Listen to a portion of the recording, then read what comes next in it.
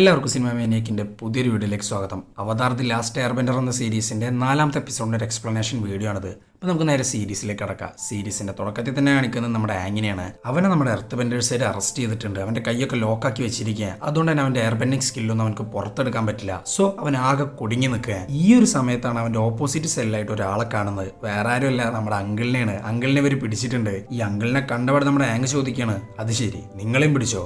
അല്ല സൂക്കോ രക്ഷപ്പെട്ടോ? അവൻ ഒരൊറ്റൊരുത്തം കാരണം ഈ ഒരു ഫൈറ്റ് മൊത്തം ഇവിടെ ഉണ്ടായത്. എന്നിട്ട് കുടുങ്ങിയതോ നമ്മൾ രണ്ടാളും. ഇപ്പൊ നിങ്ങൾക്ക് മനസ്സിലായില്ലേ സൂക്കോ എങ്ങനത്തെ ഒരാളാണെന്നുള്ളത്? ഇത് കേട്ടപാട് നമ്മുടെ അങ്കിള് പറയാണ്, സൂക്കോനെ കുറിച്ച് നിനക്കൊന്നും അറിയില്ല, അവനോട് എനിക്ക് ധാരാളം കടപ്പാടുണ്ട്. അങ്ങനെ അടുത്ത സീനി കാണിക്കുന്നത് നമ്മുടെ സോക്കനെയാണ്. സോക്ക വന്നിട്ട് നമ്മുടെ സായിനെ ഇങ്ങനെ ചോദ്യം ചെയ്തുകൊണ്ടിരിക്കുക. സംഭവം വേറെ ഒന്നല്ല, നമ്മുടെ സായി കഴിഞ്ഞ എപ്പിസോഡിൽ ഒരു ഫയർ ബെൻഡറിനെ കണ്ടിട്ടുണ്ടായിരുന്നു. അവനായിട്ട് എന്തൊക്കെയൊരു ഡീലിങ്സ് ഒക്കെ ഉണ്ട്. അപ്പം അതിനെക്കുറിച്ചിട്ടാണ് ചോദിച്ചുകൊണ്ടിരിക്കുന്നത്. ഇത് കേട്ടപാട് നമ്മുടെ സായി പറയാണ്, എനിക്ക് വേറെ വഴിയില്ല അവരുടെ കൂടെ നിൽക്കാന്നല്ലാണ്ട്. കാരണം ഞാൻ നിന്നില്ല എന്നുണ്ടെങ്കിൽ എൻ്റെ മകനെ അവർ കൊല്ലും. അങ്ങനെ ഈ ഒരു സമയത്താണ് നമ്മുടെ കട്ടാർ അങ്ങോട്ട് വരുന്നത്. കട്ടാർ വന്നിട്ട് പറയാണ്, ഏങ് എവിടെയെന്നുള്ളത് ഞാൻ കണ്ടുപിടിച്ചു, പാലസിലുള്ള പ്രസന്റിനകത്താണ് അവനുള്ളത്. അങ്ങനെ ഇരിക്കുമ്പോഴാണ് നമ്മുടെ എർത്ത് ബെൻഡേഴ്സിൻ്റെ ഒരു ആർമി ഒരു വോക്കിന് ഇറങ്ങുന്നത്. ഈ വോക്കിൻ്റെ ഇടയിൽ നിന്ന് ഒരുത്തൻ അടിച്ചിടുന്നു. അവൻ്റെ ഡ്രസ്സുമായിട്ട് നമ്മുടെ സൂക്ക് അങ്ങ് പുറപ്പെടുന്നു അവൻ്റെ അങ്കിളിന് വേണ്ടിയിട്ട്. അങ്ങനെ അടുത്ത സീനി കാണിക്കുന്നത് 100 വർഷം മുമ്പുള്ള ഒരു കാഴ്ചയാണ്. ചെറിയൊരു ഫ്ലാഷ് ബാക്ക് നമ്മുടെ ആങ്ങിനെയാണ് കാണിച്ചുകൊണ്ടിരിക്കുന്നത്. ആങ്ങുള്ളത് നമ്മുടെ ഒമാഷൂലാണ്. അങ്ങനെ ഒമാഷൂൽ വെച്ചിട്ട് നമ്മുടെ ആങ്ങിനെ ഒരാൾ കാണാൻ വരുന്നുണ്ട്. അവൻ്റെ പേരാണ് ഭൂമി. ഈ ഭൂമി അതുപോലെ തന്നെ നമ്മുടെ ആങ്ങും തമ്മിൽ ഭയങ്കര ഫ്രണ്ട്സ് ആയിരുന്നു പണ്ടൊക്കെ. അപ്പോൾ ഈ ഒരു ഫ്ലാഷ് ബാക്കും കാര്യങ്ങളൊക്കെ ഓർത്തുകൊണ്ടിരിക്കുകയാണ് നമ്മുടെ ആങ്. അങ്ങനെ അടുത്ത സീനി കാണിക്കുന്നത് നമ്മുടെ സോക്കിനെയും ടീംസിനാണ്. ഇവരാകെ കൺഫ്യൂസ് ആയിട്ട് നിൽക്കുക. കാരണം ഇവർക്ക് എങ്ങനെയും നമ്മുടെ ആങ്ങിനെ രക്ഷിച്ചെടുക്കണം. പക്ഷെ അതെങ്ങനെയെന്നുള്ളത് ഇവർക്ക് അറിയില്ല. അങ്ങനെ ഇവർ നമ്മുടെ സായിയോട് സഹായം ചോദിക്കുന്നുണ്ട്. എന്നാൽ നമ്മുടെ സായി ഇവിടെ കൈമലർത്തി കാണിക്കുക. കാരണം ഒരു പാലസിനകത്തോട്ടൊക്കെ ഇവരെ കയറ്റുകയെന്ന് പറഞ്ഞാൽ ഭയങ്കര റിസ്ക് ആയിട്ടുള്ള ഒരു കാര്യമാണ്. ഈ ഒരു കറക്റ്റ് ടൈമിലാണ് നമ്മുടെ ടിയോ ഒരു കാര്യം പറയുന്നത്, അല്ല നമുക്ക് ടണൽസ് ഉപയോഗിച്ചൂടെ? ഇത് കേട്ടപാട് നമ്മുടെ സായി അങ്ങ് പതറാൻ തുടങ്ങുക. കാരണം ഒരു ടണൽ വഴി പോയവരാരും ഇതുവരെ തിരിച്ചു വന്നിട്ടില്ല. പിന്നെ പോരാത്തിന് അവിടെ എന്തോ സ്പിരിറ്റ് ഉണ്ടെന്നോ പ്രേതം ഉണ്ടെന്നോ അങ്ങനെ കുറെ കെട്ടുകഥകളൊക്കെ ഉണ്ട്. അതുകൊണ്ട് തന്നെ നമ്മുടെ സായി ഇത് വേണ്ടാന്നൊക്കെയാണ് പറഞ്ഞുകൊണ്ടിരിക്കുന്നത്. പക്ഷെ നമ്മുടെ സോക്കും കട്ടാറക്കും പോയേ പറ്റുള്ളൂ. അങ്ങനെ ഈ ഒരു കറക്റ്റ് ടൈമിലാണ് അങ്ങോട്ടേക്ക് നമ്മുടെ ആർമീസ് വരുന്നതും നമ്മുടെ അങ്കിളിനെ അങ്ങോട്ട് കൊണ്ടുപോകുന്നതും. ഇവനെ കൊണ്ടുപോകുന്നത് ഒരു ലേബർ ക്യാമ്പിലോട്ടാണ്. ആ ഒരു ക്യാമ്പിലോട്ട് എങ്ങാനും കൊണ്ടുപോയി കഴിഞ്ഞാൽ പിന്നെ ഒരു തിരിച്ചു വരവില്ല. ഇതേ സമയം തന്നെ നമ്മുടെ ആങ്ങിനെ കൊണ്ടുപോകുന്നുണ്ട് കേട്ടോ. പക്ഷെ നമ്മുടെ ആങ്ങിനെ കൊണ്ടുപോകുന്നത് ഇവരുടെ കിങ്ങിന്റെ അടുത്തോട്ടാണ്, ലേബർ ക്യാമ്പിലോട്ടല്ല. ഈ എർത്ത് ബെൻഡേഴ്സിന്റെ കിങ് എന്ന് പറഞ്ഞാൽ വൻ സീന് മനുഷ്യനാണ്. സൈക്കോ എന്ന് പറഞ്ഞാൽ വൻ സൈക്കോയാണ്. പക്ഷെ ഇങ്ങനെ നമ്മുടെ ആങ്ങിനെ ഒന്നും ചെയ്യുന്നില്ല. അതിന് 2 കാരണങ്ങളുണ്ട്. അതിലൊന്നാണ് അവതാർ എന്ന കാരണം. നമ്മുടെ ആങ് അവതാറാണെന്നുള്ളത് ഈ ഒരു കിങ്ങിനെ അറിയാം. അത് മാത്രമല്ല 100 വർഷം മുമ്പുള്ളൊരു സീന് നമ്മൾ കാണിച്ചിട്ടുണ്ടായിരുന്നു. ഒരു ഭൂമിയും അതുപോലെ തന്നെ നമ്മുടെ ആങ്ങും തമ്മിലുള്ള ഒരു ഫ്രണ്ട്ഷിപ്പും കാര്യങ്ങളൊക്കെ. അതേ ഭൂമി തന്നെയാണ് ഈ ഒരു കിങ്ങും. അങ്ങേർക്ക് 100 വയസ്സായി. എന്തോ ഭാഗ്യത്തിന് അങ്ങേര് ഇങ്ങനെ ലക്കിൽ ജീവിച്ച് പോകുന്നുണ്ടെന്ന് മാത്രം. ഇതൊക്കെ കണ്ടിട്ട് നമ്മുടെ ആങ്ങാണെങ്കിലോ ആകെ കണ്ണു തള്ളി നിൽക്കുന്നുണ്ട്. അങ്ങനെ നമ്മുടെ ഭൂമി ആങ്ങിന് വേണ്ടിയിട്ട് വലിയൊരു ഡിന്നറൊക്കെ പ്ലാൻ ചെയ്യാൻ. ഇതേ സമയം നമ്മുടെ കട്ടാറ പോകാൻ വേണ്ടിയിട്ട് ഇങ്ങനെ റെഡി ആയിട്ട് നിൽക്കുക. അവൾക്ക് എങ്ങനെയും നമ്മുടെ ആങ്ങിനെ രക്ഷിച്ചെടുത്തേ പറ്റുള്ളൂ. പക്ഷെ പോകാൻ നിൽക്കുന്ന സമയത്ത് ഇവളൊരു ബോട്ടിൽ വെള്ളമൊക്കെ കരുതി വെക്കുന്നുണ്ട്. കാരണം വേറെ ഒന്നല്ല, ഇനി എങ്ങാനും വാട്ടർ ബെൻഡിങ് സ്കില്ലൊക്കെ പുറത്തെടുക്കേണ്ടി വന്നാൽ അതിന് വേണ്ട വെള്ളം കയ്യിൽ വെക്കണമല്ലോ. അപ്പം അതിന് വേണ്ടിയിട്ടാണ് ഈ ഒരു ബോട്ടിൽ വെള്ളം വെക്കുന്നത്.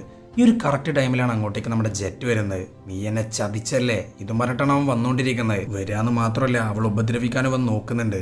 പിന്നെ നമ്മുടെ കട്ടാറ വെറുതെ ഇരിക്കോ, അങ്ങ് വാട്ടർ ബെൻഡിങ് അങ്ങ് തുടങ്ങുക.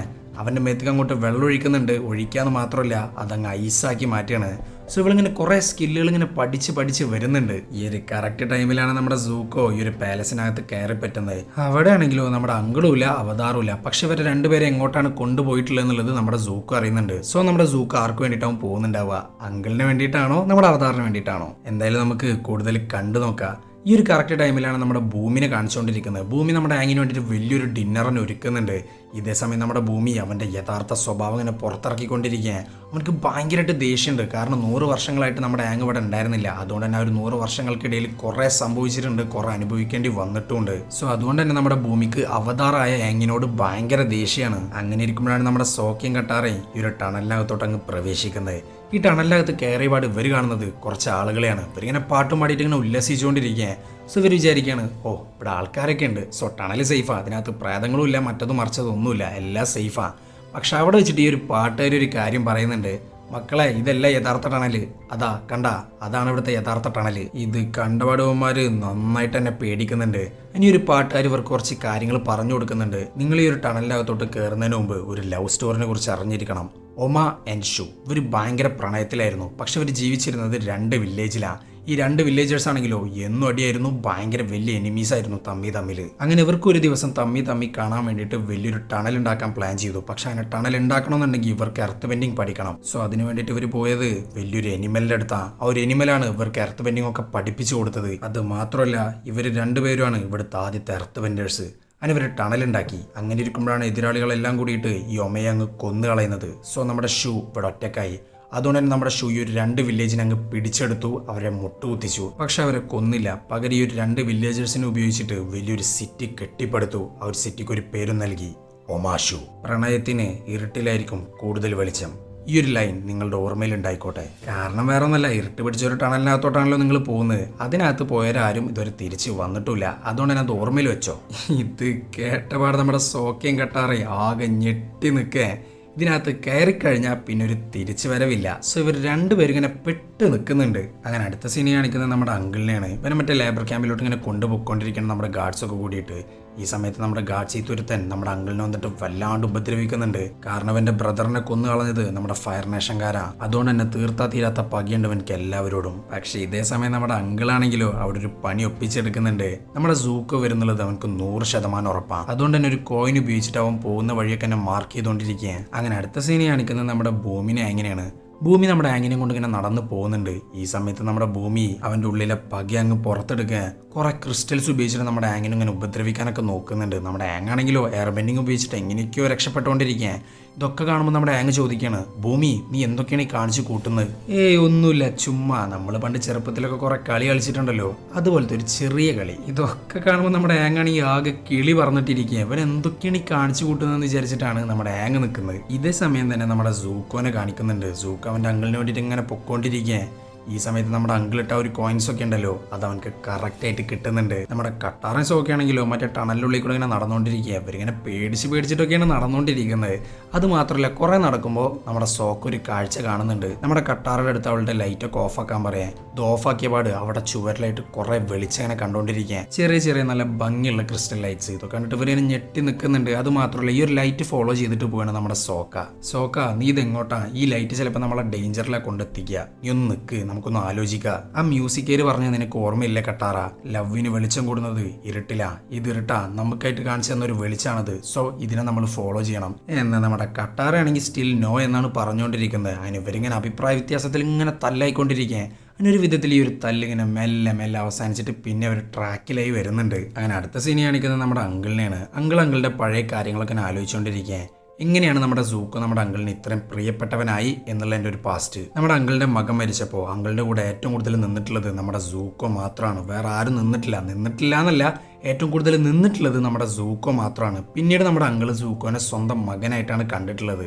ഇതേ സമയം നമ്മുടെ കട്ടാറയും സോക്കയും കൂടിയിട്ട് ഈ ഒരു ക്രിസ്റ്റൽ ലൈറ്റ് ഇങ്ങനെ ഫോളോ ചെയ്ത് പോകുന്നുണ്ട്. പക്ഷെ അവർ ചെന്നെത്തുന്നത് ഒരു ഡെഡ് എൻഡിലാണ്. അവരുടെ ഫ്രണ്ടിൽ വഴിയില്ല.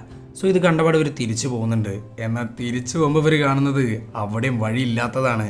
സോ ഈ ഒരു ടണൽ മൊത്തത്തിൽ ചേഞ്ച് ആയിക്കൊണ്ടിരിക്കുകയാണ്. അങ്ങനെ അടുത്ത സീനി കാണിക്കുന്നത് നമ്മുടെ ആങ്ങിനെയും ഭൂമിനെയാണ്. ഭൂമി നമ്മുടെ ആങ്ങിനെയും കൊണ്ട് അവസാനത്തെ ഒരു ചാലഞ്ചിന് വേണ്ടിയിട്ട് പോകുന്നുണ്ട്. നീ ഒരു ഡോർ കണ്ടോ? ആ ഒരു ഡോറിനപ്പുറത്ത് നിനക്ക് വേണ്ടിയിട്ട് ഒരു ചാലഞ്ച് വെയിറ്റ് ചെയ്തിരിക്കുക, ഒരു ഗെയിം. നീ ഓക്കെ അല്ലേ? നീ തയ്യാറല്ലേ? ഇത് കേട്ടപാട് നമ്മുടെ ആങ് ചോദിക്കുകയാണ്, അല്ല ഭൂമി നിനക്ക് വല്ല ഭ്രാന്തുണ്ടോ? കുറെ ഗെയിം, ചാലഞ്ച്, കോപ്പ് എന്തൊക്കെയാണ് നീ കാണിച്ചു കൂട്ടിക്കൊണ്ടിരിക്കുന്നത്? നീ എന്താ ഉദ്ദേശിക്കുന്നത്? ഇപ്പൊ ഞാൻ ഭ്രാന്തനായോ? നിനക്കറിയില്ല 100 വർഷത്തിനുള്ളിൽ ഇവിടെ എന്തൊക്കെ സംഭവിച്ചു എന്നുള്ളത്. ഇതും പറഞ്ഞിട്ട് നമ്മുടെ ഭൂമി ഒരു ഡോർ തുറക്കുന്നു. അവസാനത്തെ ചാലഞ്ചിനെ കുറിച്ചും പറയുന്നു. ഇത് അവസാനത്തെ ചാലഞ്ചാ, നീയും ഞാനും തമ്മിലൊരു ഫൈറ്റ്. ഇതും പറഞ്ഞിട്ട് നമ്മുടെ ഭൂമി അവന്റെ ഡ്രസ്സ് അങ്ങ് മാറ്റുന്നുണ്ട്. അപ്പോഴാണ് നമ്മുടെ ഭൂമിയുടെ മസിലൊക്കെ എന്നെ കണ്ടുകൊണ്ടിരിക്കുന്നത്. ഇവൻ ഇത്രയും നേരം ജസ്റ്റ് ഒരു കിളവന്റെ പോലെയാണ് നടന്നുകൊണ്ടിരുന്നിരുന്നത്. പക്ഷെ നമ്മുടെ ഭൂമി ജസ്റ്റ് ഒരു കിളവൻ മാത്രമല്ല, ഒരു യഥാർത്ഥ രാജാവും കൂടിയാണ്. ഇതേ സമയം തന്നെ നമ്മുടെ സോക്കനെയും കട്ടാറിനെയും കാണിക്കുന്നുണ്ട്. ഇവരെന്ത് ചെയ്യണം എന്നൊക്കെ അറിയാണ്ട് ഇങ്ങനെ നിൽക്കുക. ഈ ഒരു ടൈമിലാണ് വലിയൊരു റോറിങ് സൗണ്ട് ഇവരങ്ങ് കേൾക്കുന്നത്. അവരുടെ മുന്നിലോട്ട് വലിയൊരു രാക്ഷസ മൃഗമാണ് വന്നുകൊണ്ടിരിക്കുന്നത്. ഇതേ സെയിം മൃഗം തന്നെയാണ് നമ്മുടെ ഒമാഷോനെ എർത്ത് ബെൻഡിങ് ഒക്കെ പഠിപ്പിച്ചിട്ടുണ്ടായിരുന്നത്. ഈ ഒരു മൃഗം വരെ വെറുതെ വിടുന്നില്ല, അങ്ങ് ഹണ്ട് ചെയ്യാൻ തുടങ്ങി. ഇവരാണെങ്കിൽ പേടിച്ച് ഓടുന്നുണ്ട്. പക്ഷെ യാതൊരു കാര്യം ഉണ്ടായിരുന്നില്ല. ഇവർ ചെന്നെത്തുന്നത് ഒരു ഡെഡ് എൻഡിലാണ്. ഇനി ഇവർക്ക് ഓടാൻ സ്ഥലമില്ല. നമ്മുടെ മൃഗമാണെങ്കിലോ ഇവരുടെ തൊട്ട ഫ്രണ്ടിലുണ്ട്. പിന്നെ ഇവരൊന്നും നോക്കിയില്ല, കയ്യും പിടിച്ച് ഇങ്ങനെ കണ്ണും പൂട്ടി നിൽക്കുക. പക്ഷെ ഇത് കണ്ടപാട് നമ്മുടെ മൃഗം ഇവരെ ഒന്നും ചെയ്യുന്നില്ല. അപ്പോഴാണ് ഇവർക്കൊരു കാര്യം പിടികിട്ടുന്നത്. ഈ ഒരു മൃഗത്തിന് കണ്ണ് കാണില്ല. അത് മാത്രമല്ല, ഇവരിങ്ങനെ കൈ പിടിച്ച് പേടിച്ച് നിന്നപ്പോഴാണ് ഈ ഒരു മൃഗം ഒന്നും ചെയ്യാണ്ടിരുന്നിരുന്നത്. സോ അതിനർത്ഥം കണ്ണ് കാണാത്ത ഈ ഒരു മൃഗത്തിന് ഫീലിങ്സ് വഴിയാണ് കാര്യങ്ങൾ മനസ്സിലാവുള്ളൂ. ചുരുക്കി പറഞ്ഞാൽ ലവ് എന്നൊരു ഫീലിങ്സ് കൊണ്ടാണ് ഈ ഒരു മൃഗം മൊത്തത്തിൽ ജീവിച്ചു പോകുന്നത്. മൃഗം വരുന്നു, കട്ടാറയും സോക്കയും തമ്മിൽ കൈ പിടിക്കുന്നു. അവർക്കുള്ളിൽ ആ ഒരു സ്നേഹം നമ്മുടെ മൃഗം മനസ്സിലാക്കുന്നു. അതുകൊണ്ട് തന്നെ ഈ ഒരു മൃഗം വരെ വെറുതെ വിടുക. ഇതൊക്കെ കാണുമ്പോഴാണ് അവർക്ക് ആ ഒരു ലൈനിന്റെ യഥാർത്ഥ പൊരുൾ മനസ്സിലാവുന്നത്. ലവിന് വെളിച്ചം വരുന്നത് ഇരുട്ടിലാണ്. അങ്ങനെ നമ്മുടെ സോക്ക പാലസിലോട്ടുള്ള ഒരു വഴി ചോദിക്കുന്നുണ്ട് ഈ ഒരു മൃഗത്തോട്. ഈ മൃഗമാണല്ലോ കറക്റ്റ് വഴി അങ്ങ് കാണിച്ചു കൊടുക്കുക നമ്മുടെ സോക്കക്കും കട്ടാറക്കും. ഇതിന്റെ ഇടയിലാണ് നമ്മുടെ സൂക്കോ അങ്കിളിനെ അങ്ങ് കണ്ടെത്തുന്നത്. പിന്നെ പറയണ്ടല്ലോ, കിടിലൻ ഫൈറ്റ് എന്ന് പറഞ്ഞാൽ കിടിലൻ ഫൈറ്റ് ആണ്. നമ്മുടെ എർത്ത് ബെൻഡേഴ്സും അതുപോലെ തന്നെ ഫയർ ബെൻഡറായ നമ്മുടെ സൂക്കയും കൂടിയിട്ട് ഒരു വൻ ഫൈറ്റ് തന്നെ അവിടെ നടക്കുന്നുണ്ട്. അവസാനം തന്നെ നമ്മുടെ അങ്കിളിനെ രക്ഷിക്കുന്നുണ്ട്, അവിടുന്ന് പോകുന്നുണ്ട്. എന്നീ ഒരു ഫൈറ്റിൽ നമ്മുടെ അങ്കിളിന് കാര്യമായിട്ട് തന്നെ പരിക്ക് പറ്റിയിട്ടുണ്ട്. ഇത് കണ്ടപാടെ നമ്മുടെ സൂക്കോ പറയാണ്, അങ്കിൾ നമുക്ക് റെസ്റ്റ് എടുത്തിട്ട് പോവാ, അതായിരിക്കും നല്ലത്. ഇത് കേട്ടപാടെ നമ്മുടെ അങ്കിൾ പറയാണ്, ഇല്ല നമുക്ക് എത്രയും പെട്ടെന്ന് പോകണം, കാരണം എർത്ത് ബെൻഡേഴ്സിന്റെ ഗാർഡ്സ് ഒക്കെ ഇങ്ങോട്ടേക്ക് വരാൻ സാധ്യതയുണ്ട്. സോ ഇത് സേഫ് അല്ല, നമുക്ക് എത്രയും പെട്ടെന്ന് ഇവിടെ നിന്ന് പോയേ പറ്റുള്ളൂ. അങ്ങനെ അടുത്ത സീനി കാണിക്കുന്നത് നമ്മുടെ ഭൂമിനെ എങ്ങനെയാണ്.